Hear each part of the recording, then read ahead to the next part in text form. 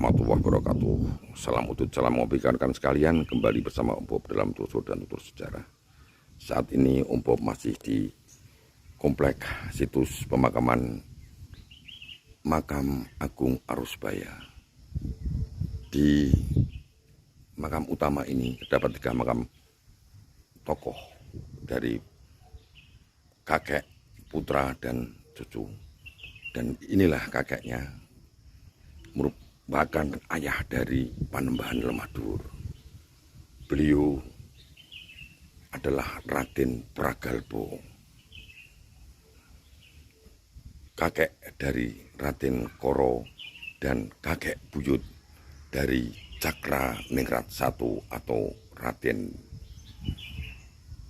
Praseno atau Prasena.